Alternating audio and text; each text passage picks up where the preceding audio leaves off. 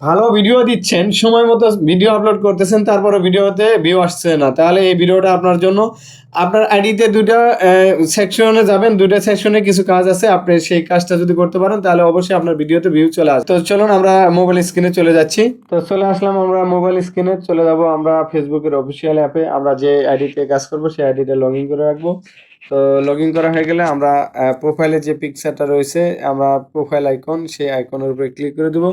প্রথম ধাপটা এটা হলো যে আমরা একটু নিচে স্ক্রল করে গিয়ে দেখবো তিনটা অপশন দেখা যাচ্ছে, পোস্ট, অ্যাবাউট মোর। তো আমরা অ্যাবাউট মোরে, অ্যাবাউট অপশনটিতে ক্লিক করে দেবো। দেওয়ার পরে একটু নিচে স্ক্রল করে আসলে দেখতে পারবেন ফ্রেন্ডস। তো ফাইন ফ্রেন্ড, তো আমরা এই ফ্রেন্ডের উপরে ক্লিক করে দেবো। দেওয়ার পরে এখানে দেখতে পারবেন আমরা কতগুলো ফ্রেন্ড রয়েছে। তো ম্যানেজ যে অপশনটি রয়েছে, আমরা এই ম্যানেজ অপশনে যাব। এখানে আসার উদ্দেশ্য হলো যে আপনার অনেক বন্ধু রয়েছে যারা ইনঅ্যাক্টিভ, যারা আপনার পোস্টে কমেন্ট রাখে না, তো তাদেরকে আমরা ফেসবুক কিন্তু এখানে বলে দিচ্ছে তাদেরকে আনফ্রেন্ড করে দিতে। তো আমরা ফেসবুকের নিয়মগুলো আমরা মানি না, তাদের নির্দেশনাগুলো দেখি না, বিধেই কিন্তু আমাদের ভিডিওতে ভিউ আসে না। তো আমরা ইনঅ্যাক্টিভ যে ফ্রেন্ডগুলো রয়েছে সে অপশনটি, প্রথম অপশনটিতে আমরা ক্লিক করে দেবো। এখানে আমার 206 জন ফ্রেন্ড আনফ্রেন্ড করে দেওয়ার জন্য সাজেস্ট করছে। তো আমরা এখান থেকে এক এক করে এগুলা আনফ্রেন্ড করে দেবো, এবং এখান থেকে প্রত্যেকে আনফ্রেন্ড করার পরে এখান থেকে বেরিয়ে চলে যাব। তো বেরিয়ে চলে আসার পরে আমি ভিডিওটি শর্টকাট করার জন্য আমি একটি কীভাবে ডিলিট করতে হয় সেটা দেখিয়ে বেরিয়ে চলে আসলাম। তো আমরা নেক্সট যে অপশনটি রয়েছে সেই অপশনটিতে চলে যাব। আপনার টাইম লাইনে চলে আসবেন। টাইম লাইনে চলে আসার পরে দেখবেন ডান পাশে আপনার প্রোফাইল আইকনের উপরে 3 লাইন অপশনটা রয়েছে। তো এই 3 লাইন অপশনটিতে আপনি ক্লিক করে দেবেন। দেওয়ার পরে সার্চ অপশনের সাথে একটা সেটিং অপশন পাবেন, সেই সেটিং অপশনে ক্লিক করে দেবেন।